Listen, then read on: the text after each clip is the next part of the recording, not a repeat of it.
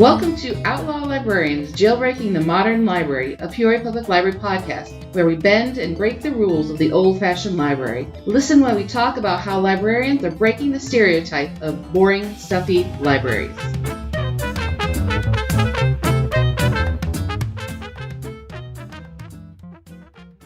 All right, welcome to our first podcast of the Outlaw Librarians, Jailbreaking the Modern Library, a Peoria Public Library podcast. Our first podcast is going to be graphic novels, but first I'd like to introduce myself. My name is Amanda. I've been an employee with Peoria Public Library now for 15 years. I've done various things. I've worked in the circulation department. I've been a children's librarian and a reference assistant. And now this is one little project that I'm really excited to start. We're going to be talking about the ways libraries are becoming a new and modern and relevant place in the society. We're trying to break stereotypes and molds of what you think the library is. So we're jailbreaking the modern library. We're going to break apart the idea of what you think the library is about. So here we are, Outlaw Librarians, podcast number 1, graphic novels, the new law in town.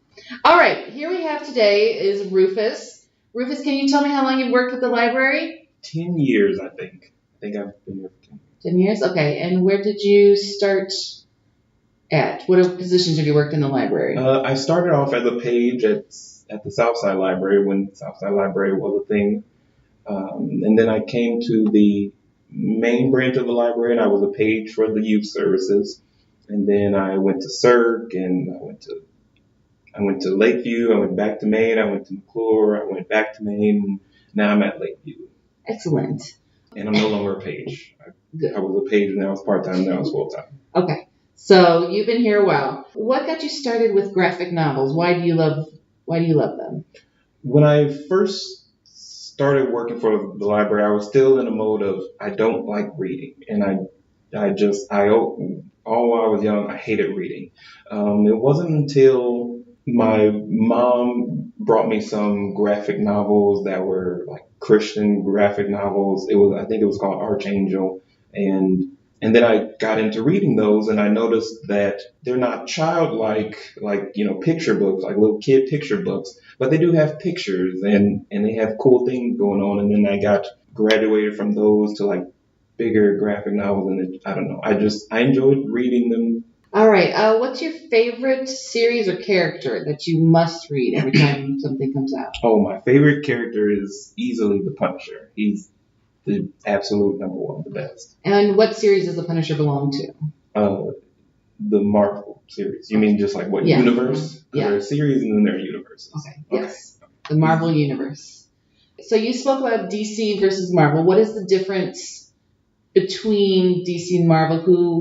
Who created them? What main characters belong to which universe? Well, I guess when it comes to like big name people, Stan Lee belongs more to Marvel because he created things like Spider-Man, things like that. And then Jack Kirby belongs to DC because he created things like Batman. But to me, I mean, I guess the real difference between Marvel and DC are the people, the characters, the people that make them and things like that. But I guess to me, the difference in Marvel versus DC is that I believe that Marvel is more geared towards making young people feel like they could be part of that universe, and they could, I could be a mutant and just waiting for my powers to manifest or something like that. Whereas DC are giving you more characters that you aspire to be.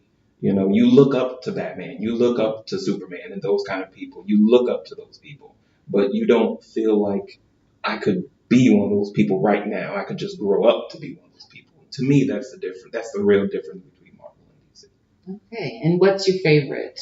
Are you DC or Marvel? I am more Marvel. I mean, to me, Marvel has more characters that I, like I said, can associate myself with. I can, put myself in those places.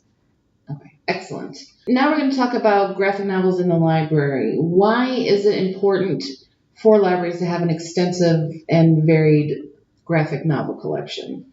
Well, like I was saying with my story, there are a lot of people, I'm 27 now, but I'm going back to the mindset of older teen, young adult, early 20s.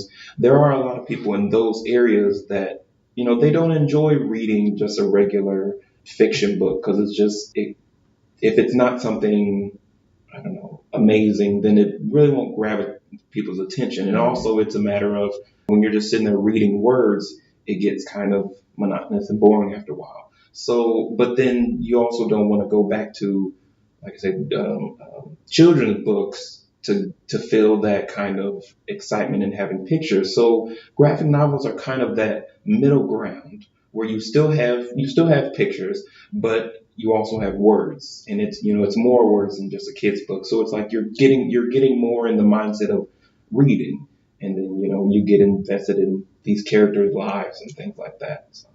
Excellent.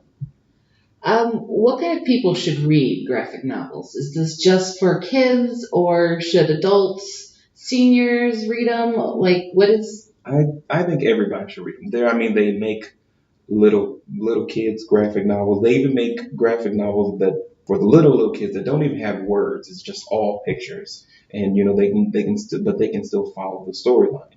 And then for like I said, people around my age range, you have the basic DC, Marvel, and then you have independent Dark Horse and things like that. But there are graphic novels for the older generation as well. Those are more nonfiction graphic novels. So graphic novels based in history. There are graphic novels. There's one out right now called March, and it's all about Martin Luther King. That's something that the older generation would probably like. There's things on Buffalo Bill and graphic novels on Abraham Lincoln, not just the Abraham Lincoln versus vampires or whatever the thing was, but real nonfiction graphic novels that I'm sure older people would like. My mom just started reading The Walking Dead, and she loves it. So. Awesome. We do recommend that. We both are very big Walking Dead fans, so Absolutely. yes.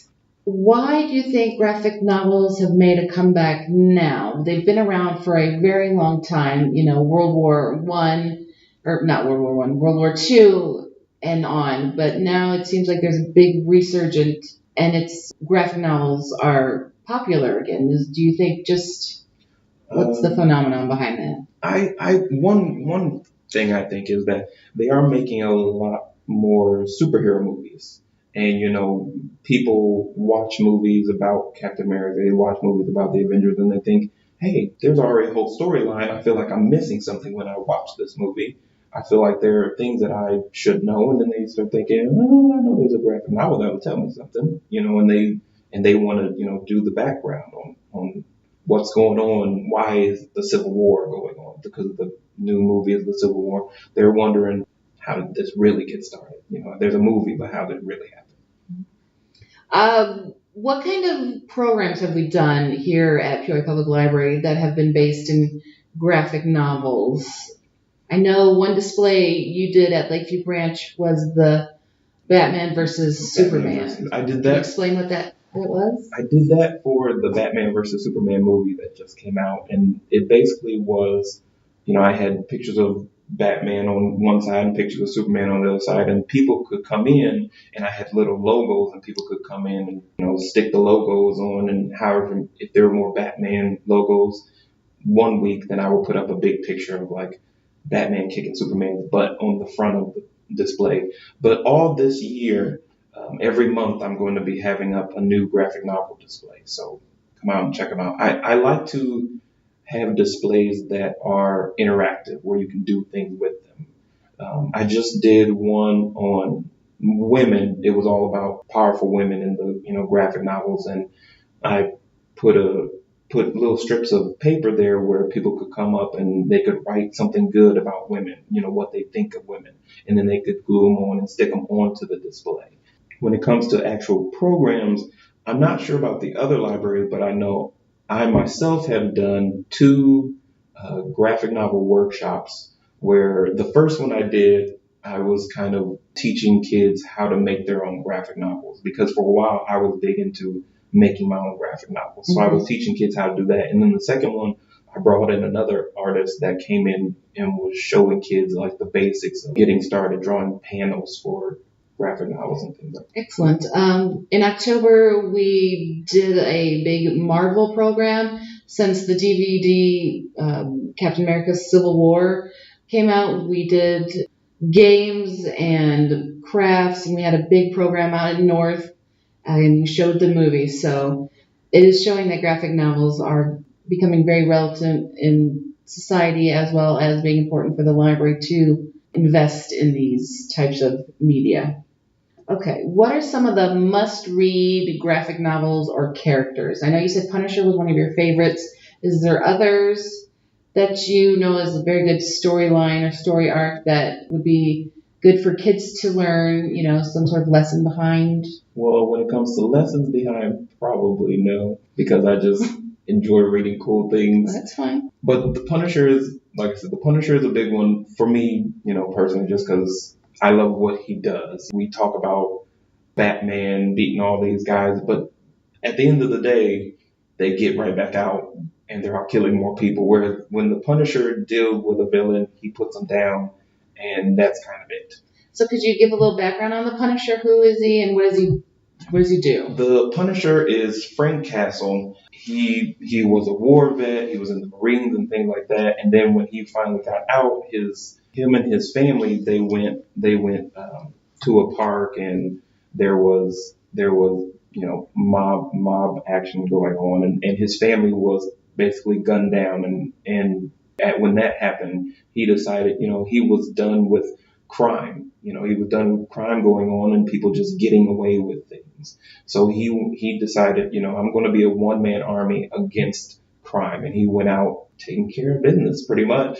So he's a vigilante. He's a vigilante, basically. But when it comes to, because you were asking about good graphic novels to read or series, right now there's a good one going on that I like is All New Wolverine, where the Wolverine that we're used to, Logan, the guy with the three claws and stuff, he has died, and his clone / she's not really his daughter, but he kind of took her under his wing.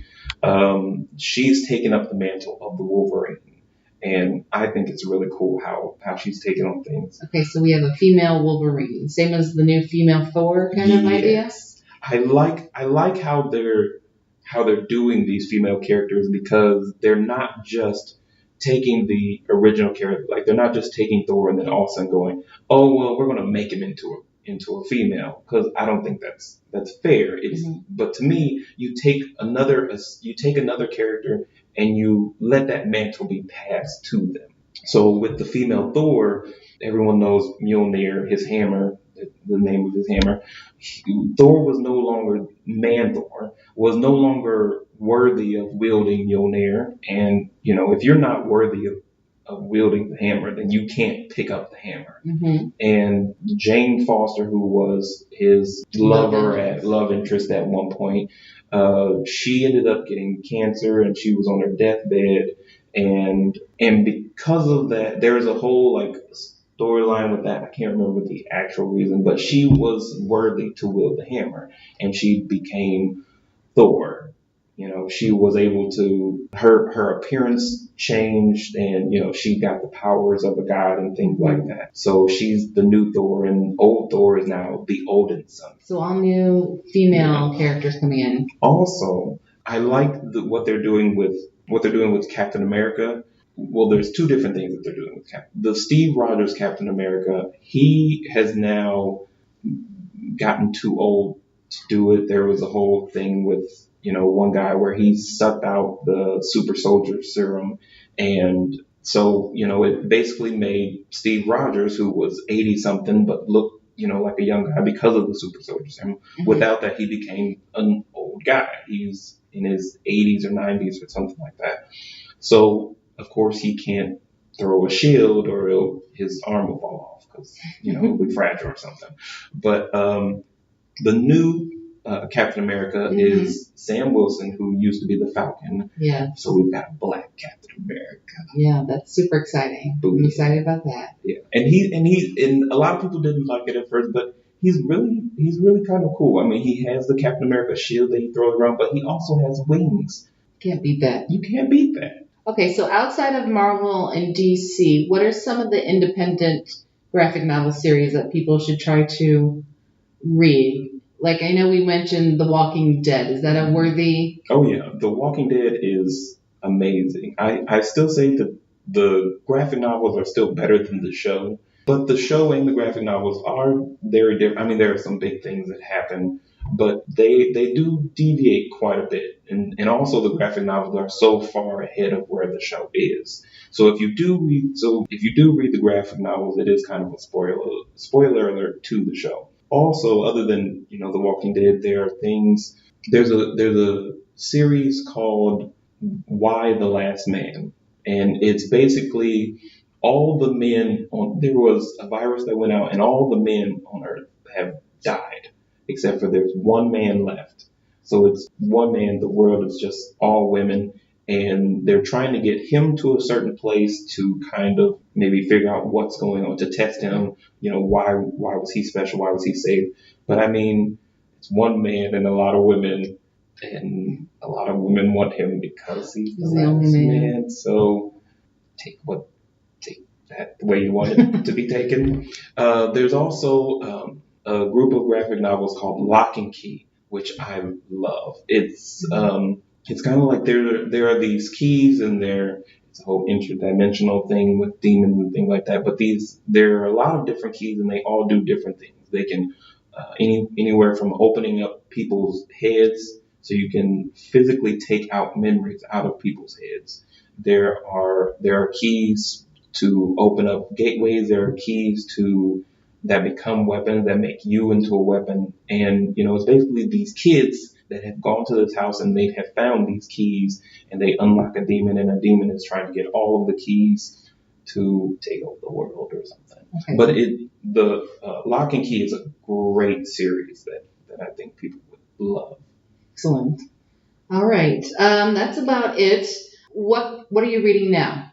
Right now, I'm going back and I'm reading two old graphic novels that I love.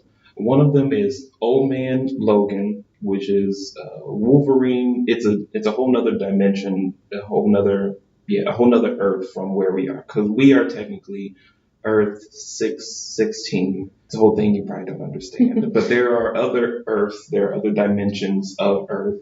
And in this one, Wolverine has killed all of the X-Men because all of the villains got together and they decided that they were going to take over. Okay. And so pretty much all of the heroes are dead, and the world is being run by the villains.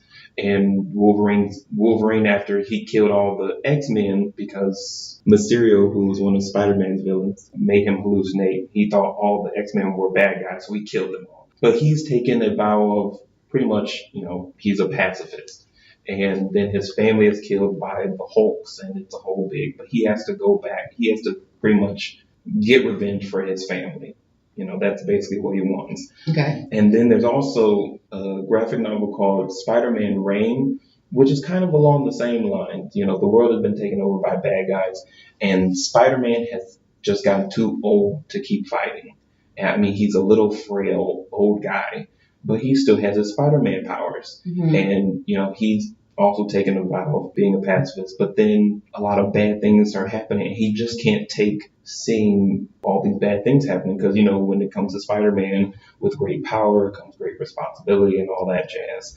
So at some point, he can't take just sitting back and not doing anything. So then you see like a little old, frail guy trying to fight villains. And it's funny, that it's a little frail old guy trying to do it, but it's also sad because he's lost Mary Jane. He basically killed Mary Jane because his fluids were radioactive and he didn't know. So, when they would kiss or something like that, he was basically poisoning her, and she died because of him. Oh, that is sad. There's both of these graphic novels are both they're very great graphic novels, but they all also are very kind of sad. But I don't know, it's a rising of, doing what you have to do, I guess. All right. Well, thank you very much, Rufus. I really appreciate it. You had some insightful things to say, and I'm excited to try some new graphic novels that we have out there. You can always come to our website and check to see if we have any, or just call in This is with Peoria Public Library. And thank you for listening. This is Outlaw Librarians, podcast number 1, graphic novels, The New Law in Town. Thank you. Thanks for listening to us here on Outlaw Librarians, Jailbreaking the Modern Library, a Peoria Public Library podcast. We strive to break the rules and laws of the old silent libraries and make them fun and exciting again. We hope you enjoyed listening and learning about the new noisy rules of libraries. You're a daisy!